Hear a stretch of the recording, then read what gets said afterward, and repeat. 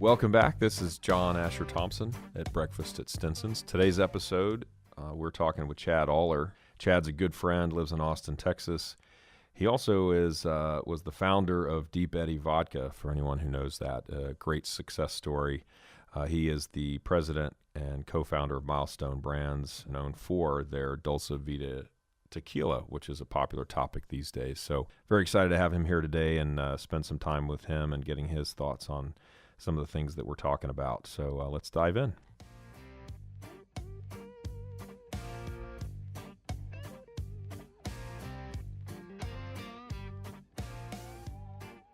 Chad, welcome. Thank you. Good to be here, John. I feel honored to have you.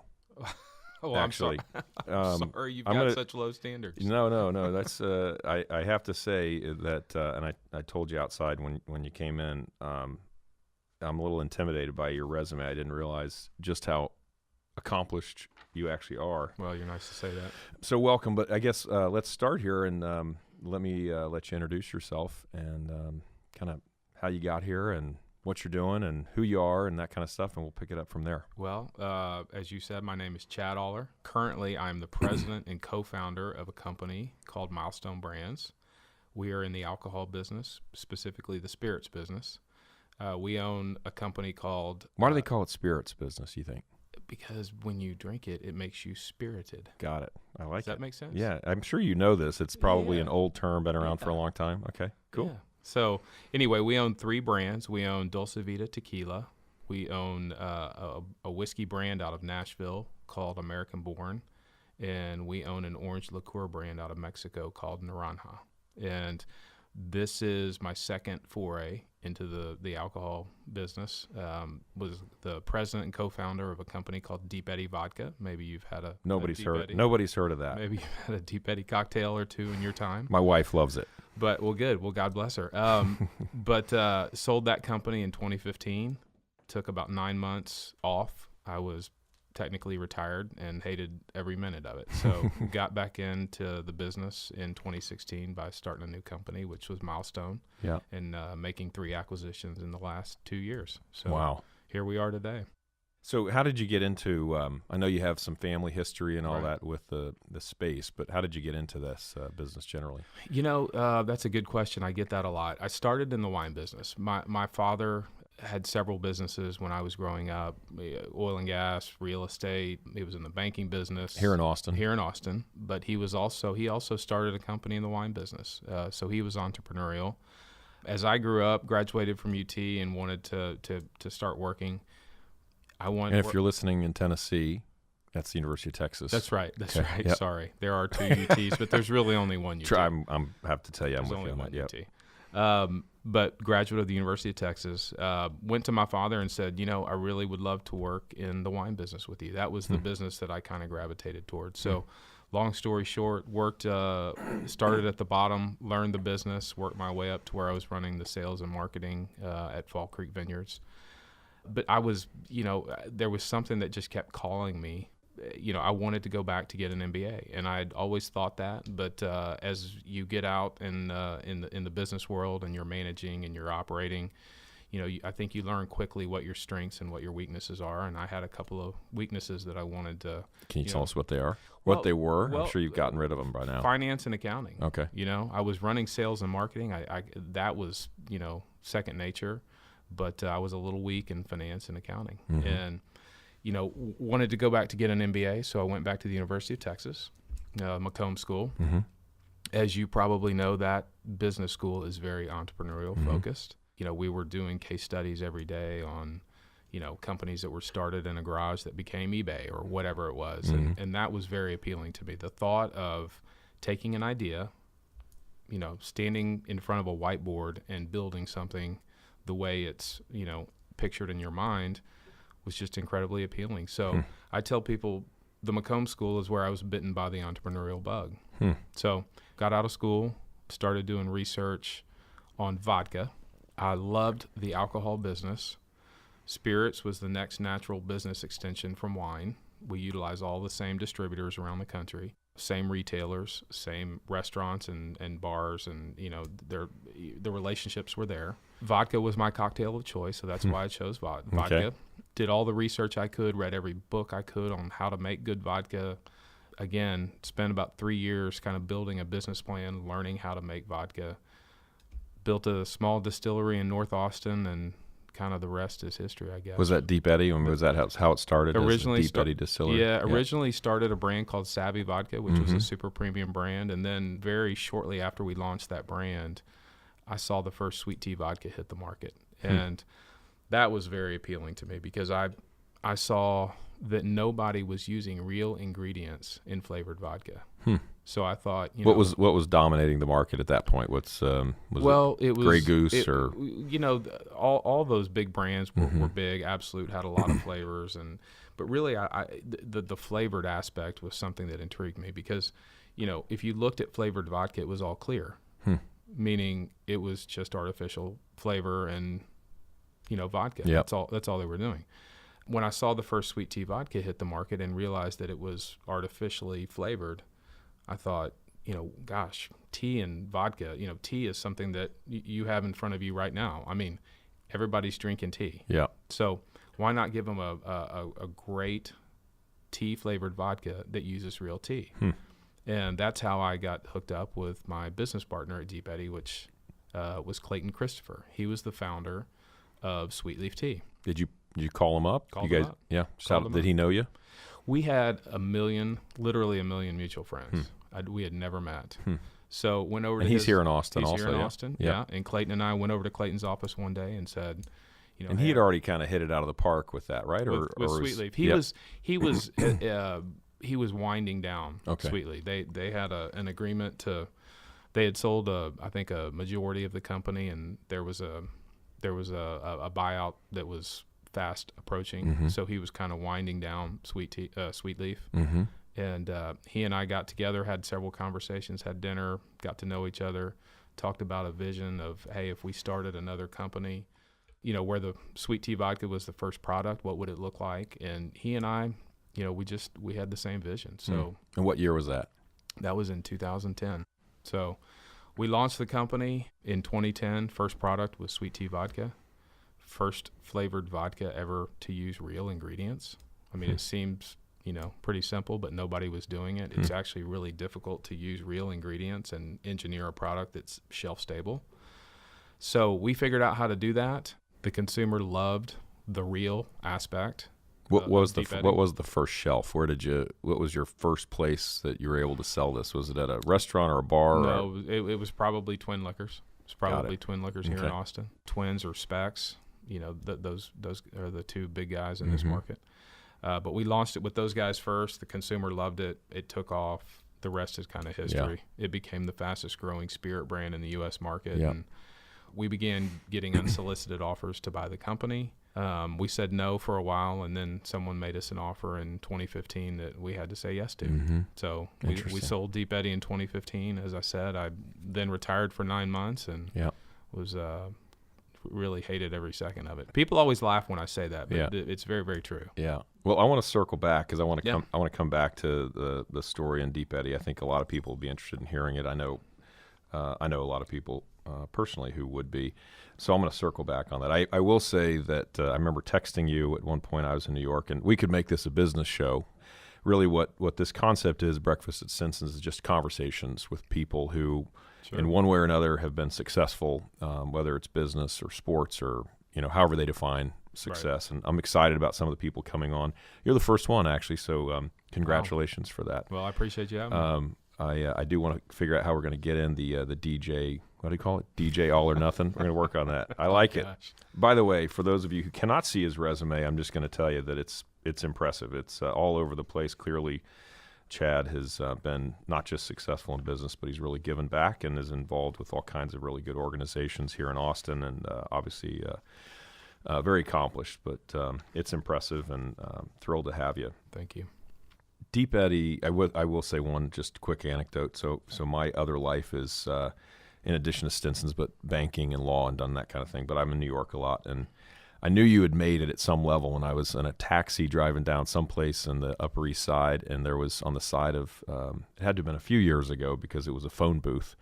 Although I think now they don't actually have a phone in. I think it's like, Wi-Fi access or something. But they still use those old booths as advertising, right? And Deep Eddy Vodka with your cool logo, which I want you to talk about for a second.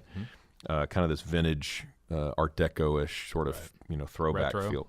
Yeah, it's awesome. And for anyone who's not been to Austin, doesn't know Deep Eddy, there's obviously a lot of history down there and with Deep Eddy and the pool in the area. But that was really amazing. It was very clear that you were not just a local player anymore. So let's take it back a little bit, and if you would talk about your family for a second. Sure. I know you mentioned your dad, and can you give me just a snapshot on your family of origin, your family here in Austin where you grew up, and then roll into your own family, whatever you want to talk about. But I'd love to hear just some context for that. Yeah, my family is so important to me, and whatever success I've accomplished in life, I give a lot of credit to my parents. I grew up in a great household, 2 phenomenal people, gave me all the love and support and guidance that I could ever have hoped for. Was there a personality type either one of them had, or how would you describe that? They complemented siblings and how they related to you and your brothers, sisters. Yeah. So I had a younger brother as well, and they raised us both the same way. They just they pushed us. They pushed us to succeed. You mentioned success. Success, I think, can be defined in many ways. I think success is somewhat of a subjective term, but they pushed us hard to, do our best at everything we did, and told us what things in life they expected us to do and focus on. Life can be complicated, but, I kind of break it down into buckets. There's family, there's faith, there's work, there's fun, and there's community. And so everything that I do on a daily basis, I try to, make sure it fits in one of those buckets. Mm-hmm. And I would say that my parents, raised us that way. When I say they pushed us hard to be successful, but they always did it in a loving way. There was nothing uncomfortable or unpleasant about my upbringing. They did it in just an incredible way, and I've tried to emulate them in the way I've raised my kids. But what was your dad like? What was your mom like? Just in a few words. Yeah, they complemented each other very well because I would say, my father was, his close friends call him Easy Ed. Just a rock solid, easygoing personality. Could be tough when he needed to, but he's probably one of the just kindest people that you'll ever know. My mother was, she was a rock. She probably... Were they both from Austin? No, my mother's from Dallas. My dad was born here in Austin. Okay. So my mother probably pushed my brother and I a little bit more than my father, but she was just a rock, and both of them, full of great advice and support all the time. Were they? Did they model for you things like your involvement with the various organizations and things? Is that something they did? They did. They did. They never, ever said, do this. They led by example. And my brother and I just picked up on it, and we have just kind of continued to help in the community and be active and be on boards and do those things because they're very important. But I've never once had one of my parents say, you need to do this, you need to do that. Yeah. It was always lead by example. Yeah. Were you a good student? I was a good student. Yeah? Honor roll? You go to Austin High? I went to Austin High. Okay. Made honor roll? I was. Okay. I was a good student. How were you freshman year of college? You make good grades then? Freshman year of college was the I don't want to make this awkward here. No, but that was the one year that I had a little bump. A little bump in the ropes. I almost didn't get into the Macomb School because of 1 year. You know how it is. Yeah. I started school a year early, so I actually was a freshman at UT, and I was 17 years old. Oh, wow. Extra pressures. So, well, it just, maybe a little bit immature at the time, meaning, wow, I'm on my own and there's so much fun to be had. So we've actually got a mutual friend. I won't bring his name up. Who it's funny. He's the only other person I knew who started and I think he's probably your age, maybe.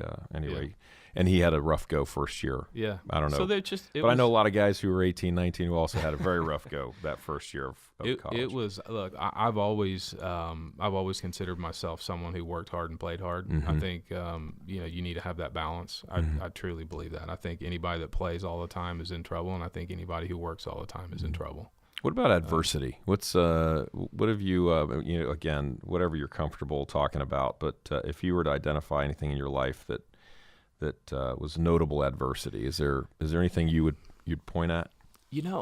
I don't know. I mean, I've just been so blessed. I knock on wood. I haven't had any major adversity. Now there are bumps in the road all the time, and I have this conversation with my kids. I tell them all the time, listen, we don't know why these uncomfortable or bad things happen, but I promise you when you get through them, you're better for it afterwards. And the saying, that which doesn't kill you makes you stronger. I'm a big believer in that.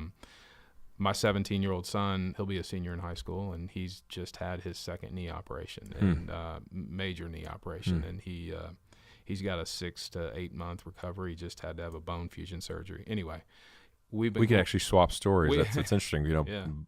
My son just had an OCD crazy lesion, and it was actually a lot harder to come out of than I think either I or he thought it would be. So we're going through the same thing. Yeah. And these are life lessons, and we're going through it right now in our house with a 17-year-old boy. And so, but I think, and I actually know that if he gets through this and handles it the right way, he will be better for it on the other side, and he'll be a stronger person. And that has been a pattern throughout my life. I'm a firm believer in that. Yeah. What do you think of yourself as an impulsive person at all? I can be spontaneous. I wouldn't call myself impulsive. I don't just react. Now, I can react quickly after I've had a minute to think about something, but I wouldn't call myself impulsive.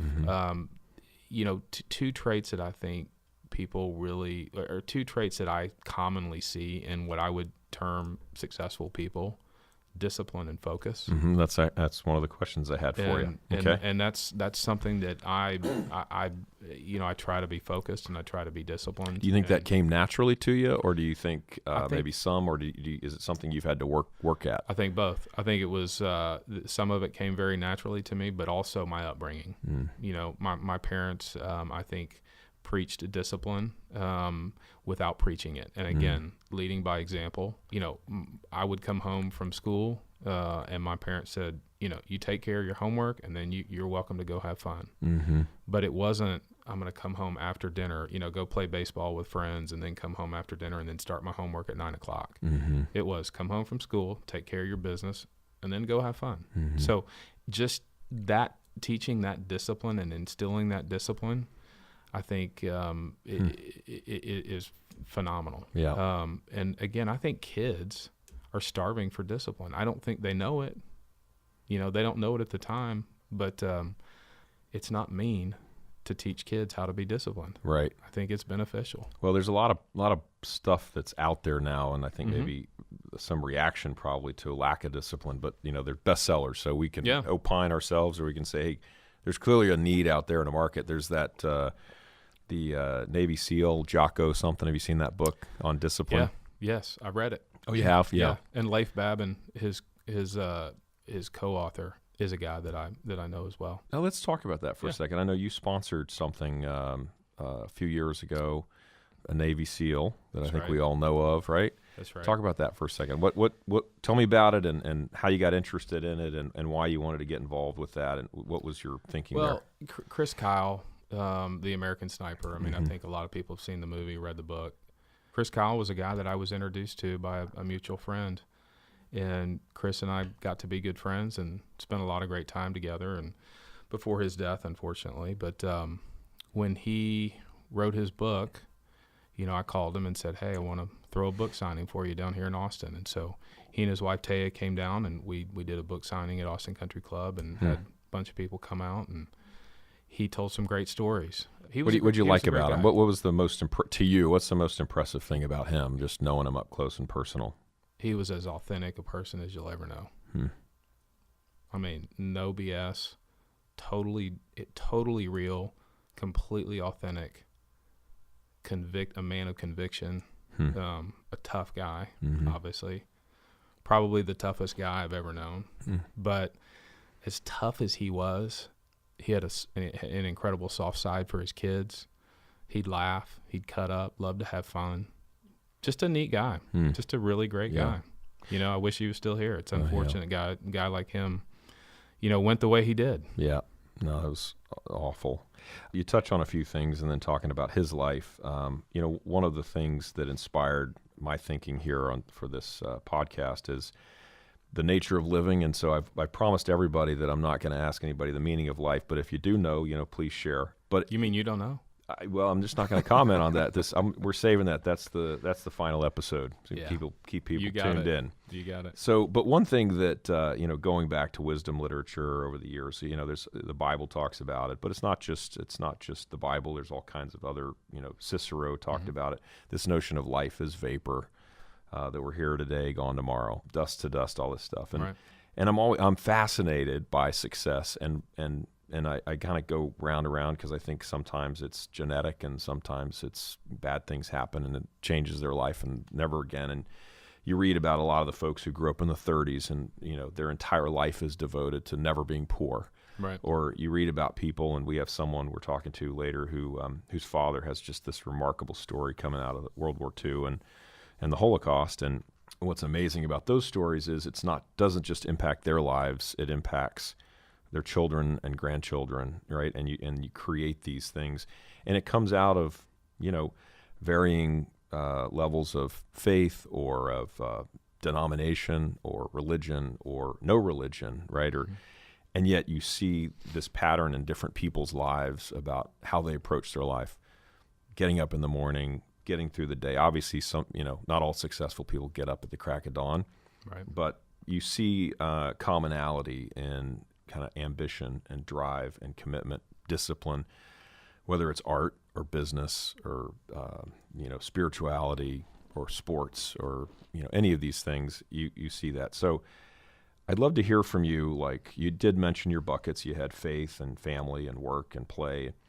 So first off, I guess you don't necessarily have to agree with the idea of life as vapor, but I'd love your take on, you know, how do you make your decisions, right? I mean, do you feel like your decisions, you know, and you have been, you know, tremendously successful, and you've taken ideas and you've taken something that, you know, you start with an idea, but execution is everything, right? So a great idea, but then you had to execute on it. And you had to do it day after day after day, right? Yeah. So, and you've had a family that's obviously hugely important in your life, and you're trying to transmit to your kids what you feel like you got from your parents. Can you just talk about that? If you have any thoughts, sort of this, how you make choices in your life and where you see it going and where do you find meaning and, you know, those kinds of things. Yeah, you know, it's those are great questions and great points, and you and I could probably talk for the next 6 hours about that kind of stuff, but I'll try to condense it. You know, I guess if I were kind of describing how I live my life, I try to make each day my masterpiece. And I think with that mentality, you know, you get up in the morning and you want to get a lot out of every day. I got to ask you, how much do you sleep a night? No lying here. I've heard a lot of these CEOs out there, I sleep 4 hours, and everybody knows it's not true. You know, I'm usually asleep about 11 o'clock, and I'm usually up 6:30. You set an alarm? I set an alarm, but a lot of times that alarm never goes off. Mm-hmm. And do you ever hit snooze? Never. Okay. I never. I don't remember ever hitting snooze in my life. Do you wake up excited?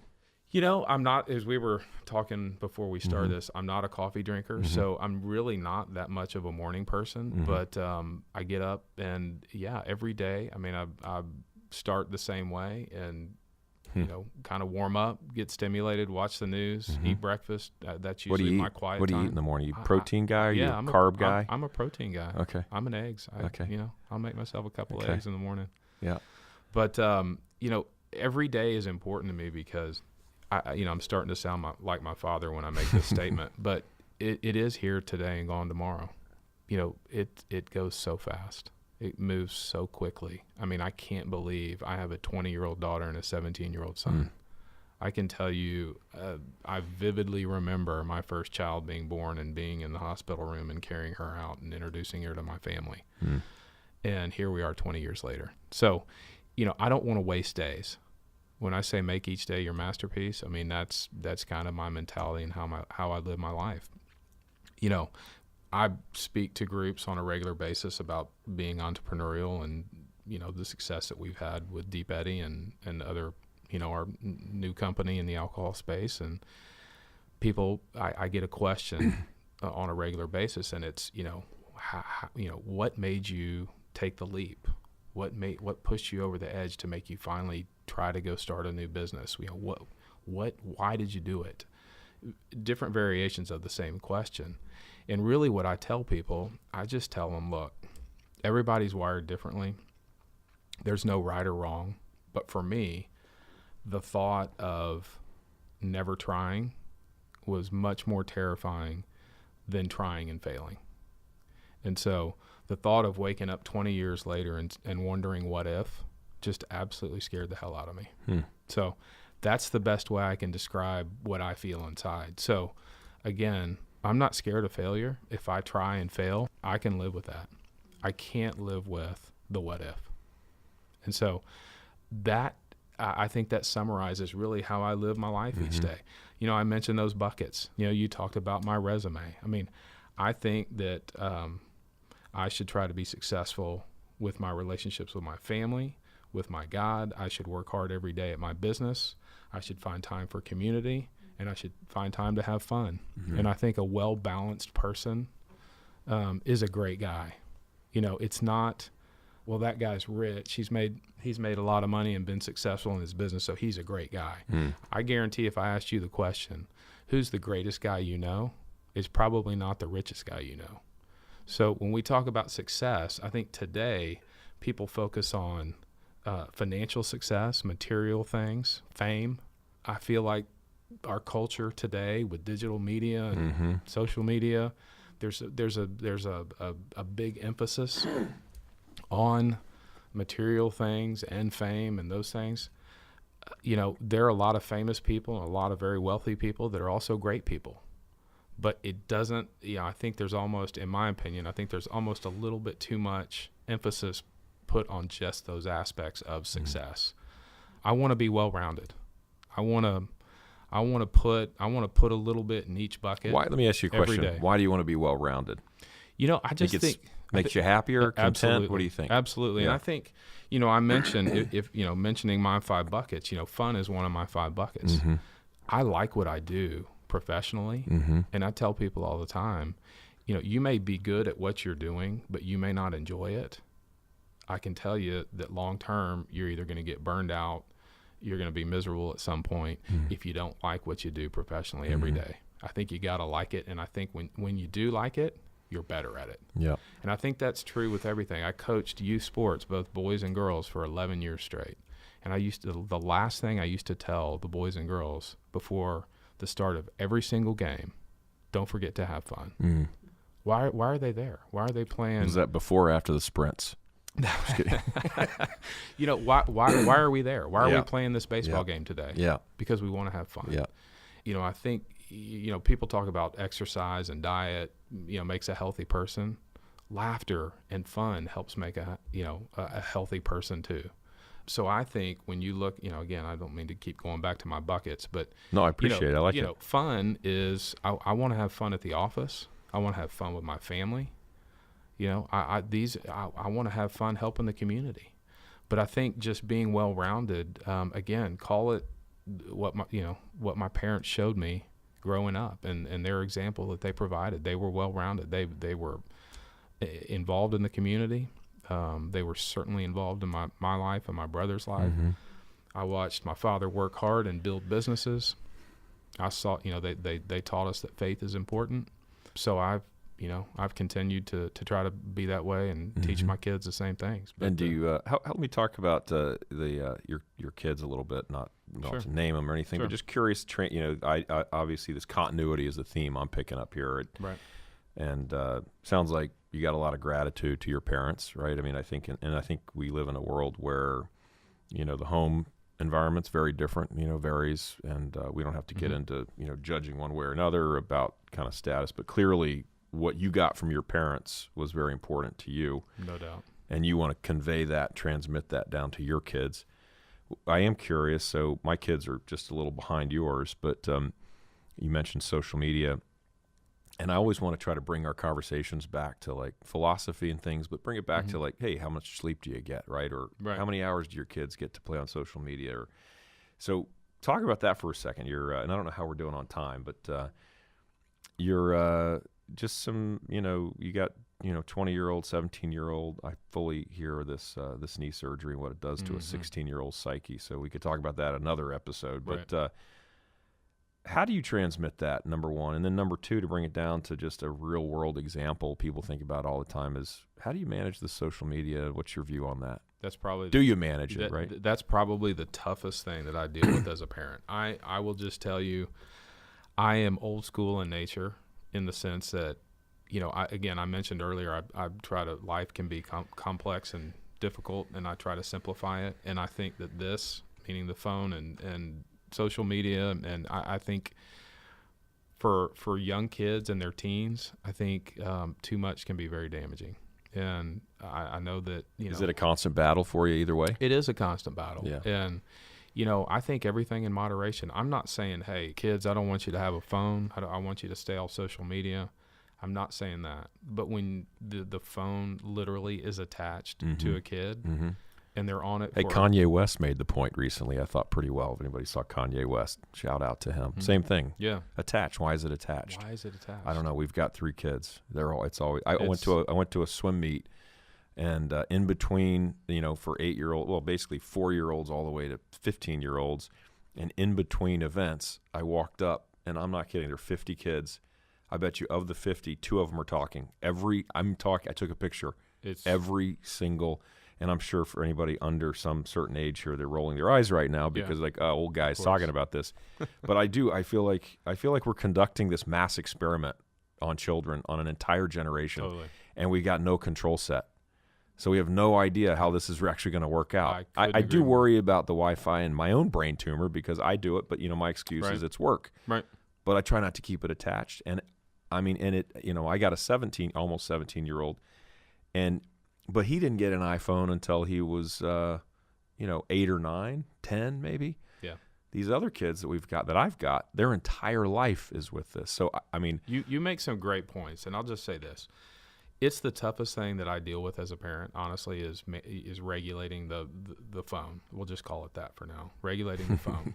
It's gotten to the point where I've had to go into my kids' bedrooms and say, put your phone outside the door.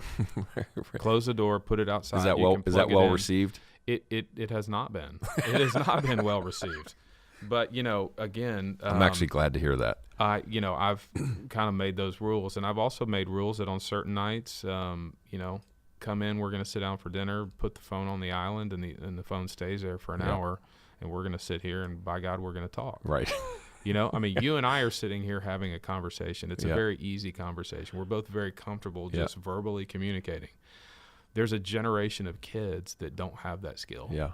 And they're losing it. Yeah. And I hate to sound so old school and like, all these generations are going to hell, but the reality is these kids, they don't know how to communicate other than through the phone. Mm-hmm. And I think that's a problem long term. I don't think it's great for us as a people or a society or, for mental health. Mm-hmm. All of the above. So it's my toughest challenge as a father. Yeah. There's no doubt. I'm going to ask you another kind of philosophical question. I'm going to bring it back to some other topical things. And I'm going to point out the back of his phone has a Dulce Vida organic tequila sticker on the back. So there's a plug for your new brand. John. Yeah. And one of my questions is actually on tequila because I was talking to a client of mine this morning about it, and I remember a conversation we had, so I want to get into that. Quickly though, let me ask you. I guess it's philosophical, but you see these movies, and they say, I forget. I think it was John Turturro in Miller's Crossing. And he's about to get whacked by a mafioso guy. And he starts, saying, listen to your heart. And he says, I'm not going to try to imitate John Turturro, but I could.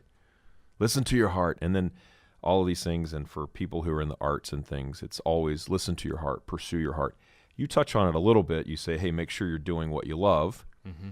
So I'm going to give you time to formulate a response here. But you seem to me, and I always forget right brain, left brain. I forget which side is which, but clearly you're a guy that is, you've been very successful at business.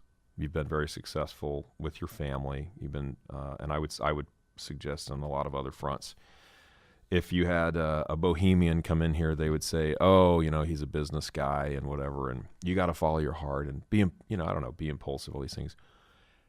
One of the questions I think about a lot is this tension that we've had in our culture for a long time about impulsiveness and following your heart, right? And I think I could probably answer the question for you, but I don't want to do that. I'd like to hear, because I'm for that, right? I mean, you meet a girl, you're in your 20s, and you're single. I know you've been married. You meet a girl in your 20s, or today I see these people. I always have this question. My wife and I talk about, like, where did all the adults go?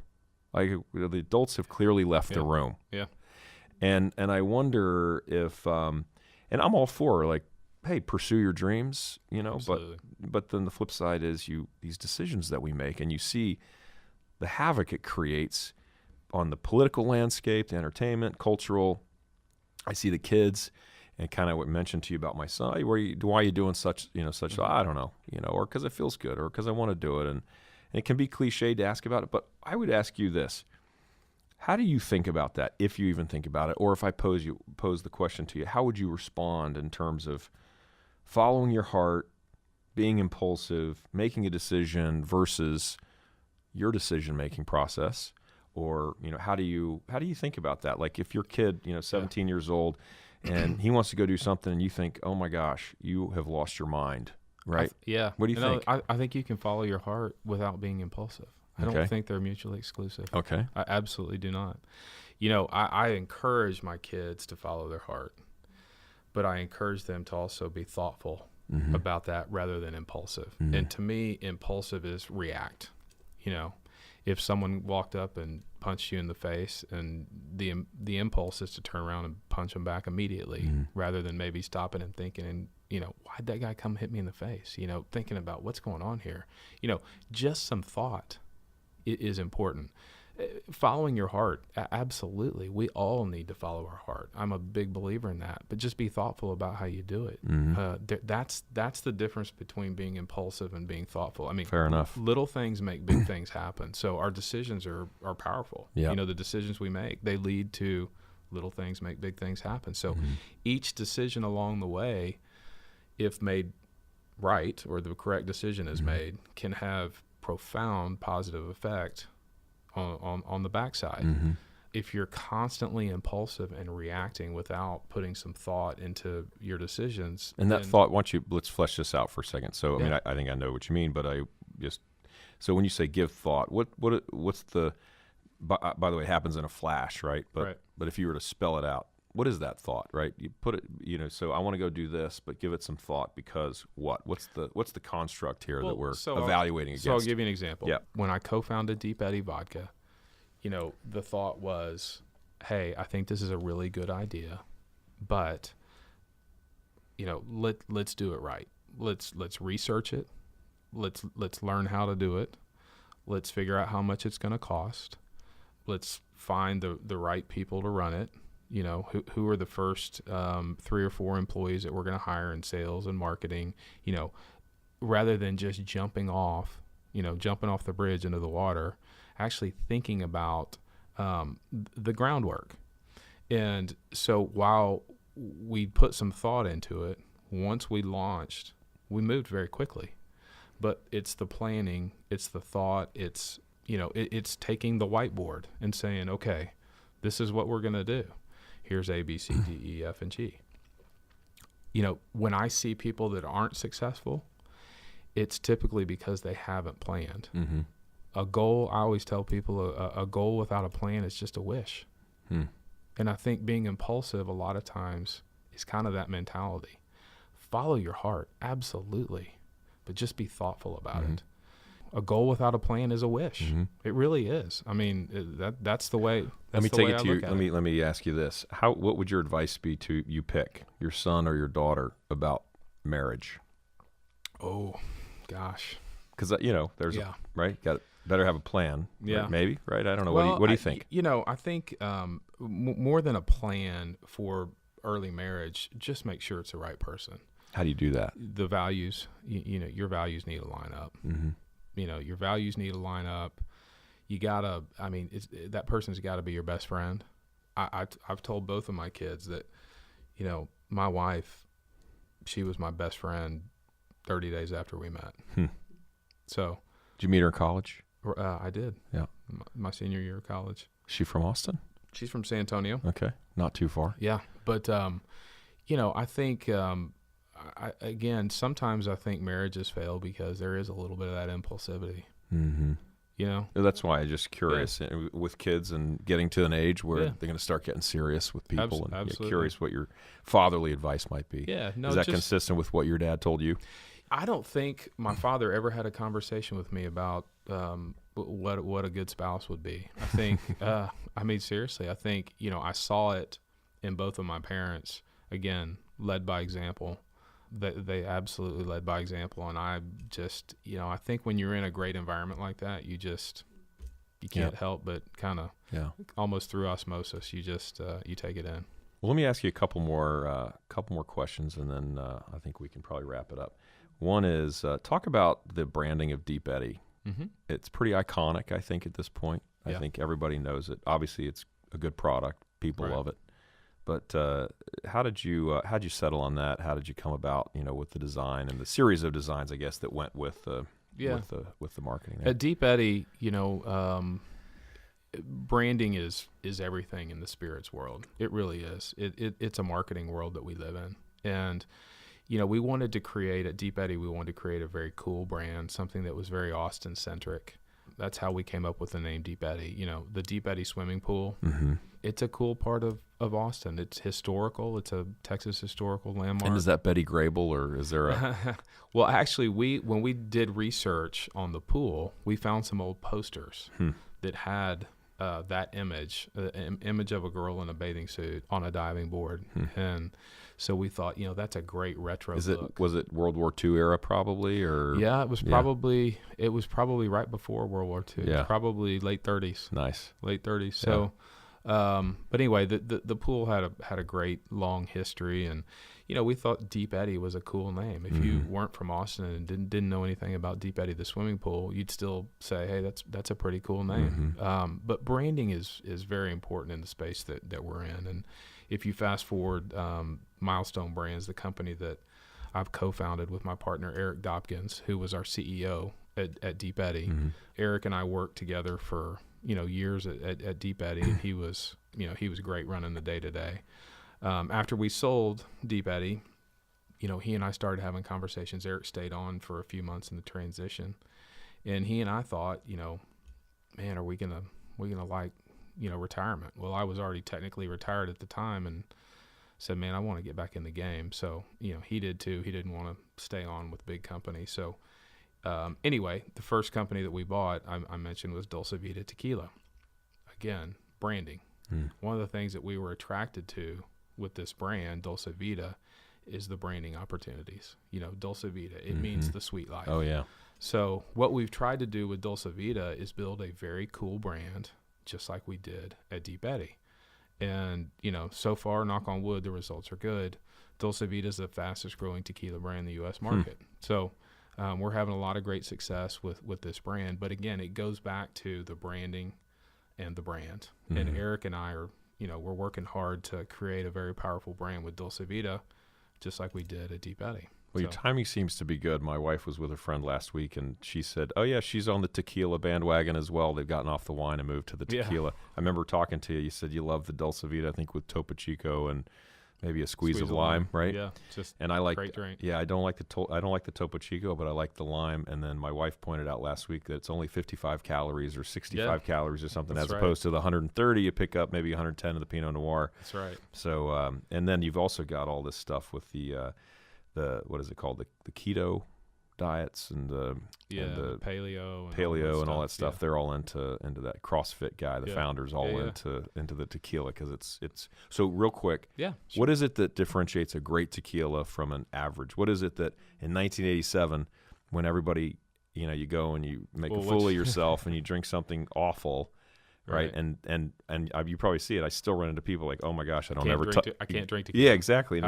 Hear it all the time, and it goes back to that vintage. So what's the difference? So big difference. So first of all, in 1987, when I was Jose Cuervo or whatever. Yeah, no offense to Jose Cuervo, no. but so I was in college from '88 to '92, and during those days there were not 100% blue agave tequilas. Everything was mixto.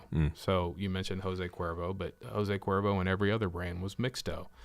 At some point, as tequila began to gain popularity and kind of increase in quality, it was really due to people making 100% blue agave tequilas.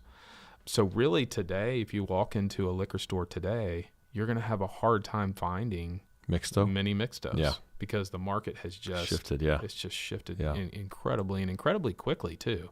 In a matter of years, that's where things are now. But first of all, starting with 100% agave is important. Dulce Vida is organic, so we feel like we've got a great brand attribute there as well. But it's the process. I mean, it's the process and it's the details. It's where the fruit comes from. Dulce Vida comes from Los Altos, which is the highlands. There's the lowlands. So you mentioned Jose Cuervo. Jose Cuervo, Salsa, and some of those bigger brands come from the lowlands. And where is that? It's in Jalisco. Okay. So all tequila comes from the state of Jalisco. But the highlands is where Dulce Vida comes from, as well as some other, super premium brands, and that's kind of the Napa Valley of tequila land, call it. So, what's the Clase Azul? Do you know that brand? Yeah, I sure do. Where is that? Is that Highlands also? It is Highlands also. Well. Okay. Yes. Yeah. Okay. So, what do you think the best brands are, of course, other than Dulce Vida? What are the top 3 or 4 in your opinion of the? If you're going to tell a whiskey drinker out there that wants to try tequila, what would you recommend they try? Well, if you're a whiskey drinker, I mean, not to just plug Dulce Vida, but you should plug it. We actually have, if you're a whiskey drinker, we make a spirit called our 5-year extra añejo. It's about $160 a bottle, but it will absolutely knock your socks off. What is it? It's a tequila aged for 5 years. In oak. Okay, so I've been reading about this. So the oak aged for 5 years in Napa Valley wine barrels. So it is phenomenal. I'll tell you a funny story. So Eric, who's my business partner, Milestone that I mentioned, Eric and I bought the company in 2016, and it was like January of 17. And here we are. We've been working hard for the last few months, kind of remaking the company, in our vision. And he and I start getting some phone calls and some emails from people. Hey, congratulations on that Wine Enthusiast article. And we're like, what are you talking about? So as it turns out, the Wine Enthusiast magazine did an article on like the top 100 spirits in the world. And our 5-year extra añejo made the list. Wow. They gave it a 95 rating and named it in this article. We didn't even know that the article was coming. We hadn't, but this is what you do as an entrepreneur. You get in and, you're wearing many hats and you're focused on, like I said, making the company in our vision. And this is one of those things that just completely blindsided us, but it was great. All of a sudden we have distributors around the country placing orders saying, I need this product. But, it is a phenomenal product. And I have given, a bottle to several of my, I will call podcast hosts. Yeah, I think we can find one. Got them on record, folks. But we, for my friends that are big whiskey and bourbon drinkers, and I try them on that, and they cannot believe that tequila can taste that good. Interesting. So anyway, that is one. But getting me to talk about other brands. Don't talk about other. Don't do it. Don't do it. Yeah, don't do it here. Chad, I thank you. Everybody want to say thanks to DJ All or Nothing. That'd be Chad Auler, and good friend and obviously great guy. And my big mouth. Appreciate it. Thanks for coming. Yeah, thank you. It was JT. awesome. Yeah. Always good to be with you. Yeah, appreciate it.